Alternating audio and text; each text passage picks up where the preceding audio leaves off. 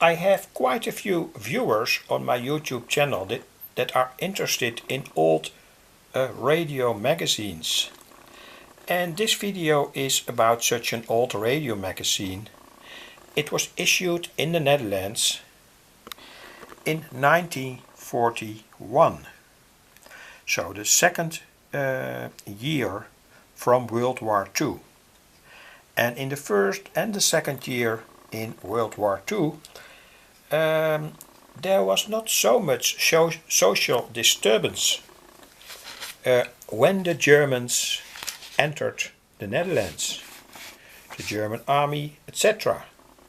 Of course, there were fights in the first months, the first weeks of the war, especially at Arnhem, but the social life went on, and also these magazines, for instance Radio Bulletin, could be issued by the Muiderkring. But when the war went further, radios were forbidden, and of course this magazine could no longer be issued.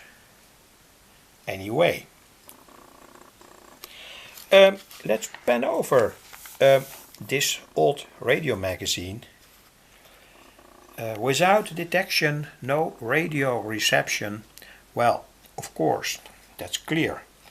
This is an article about the different ways how you can detect an AM radio signal. This is, for instance, a cathode detector. But you can also detect radio signals at the grid. And there are many other ways, of course, to filter out in a certain way the information out of an AM amplitude modulated signal. And here the complete circuit.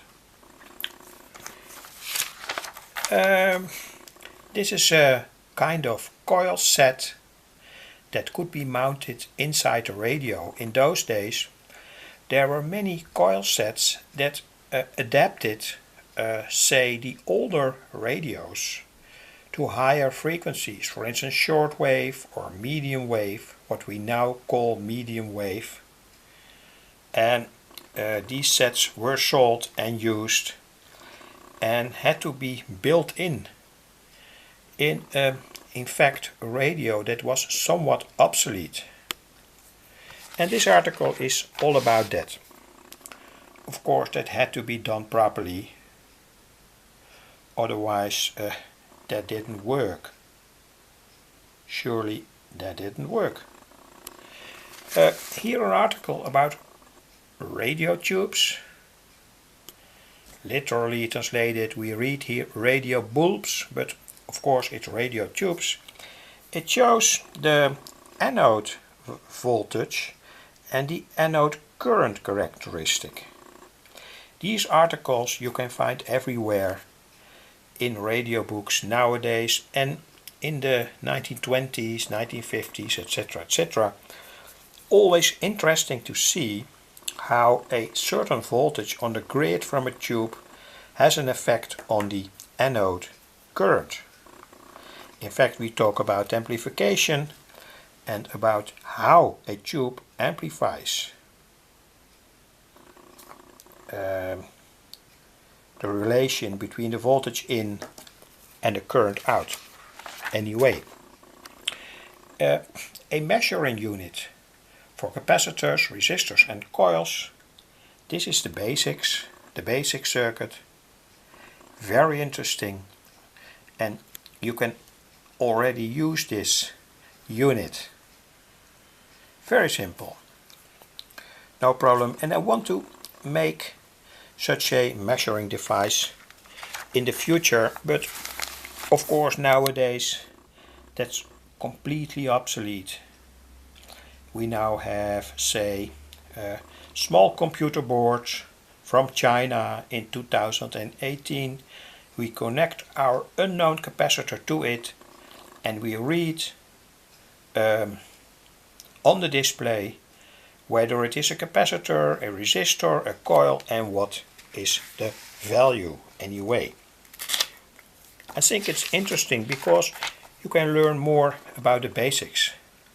Something about sound, and I've made a video on YouTube and I want to give the link that was related to this article, and the question was there: do our ears hear harmonics?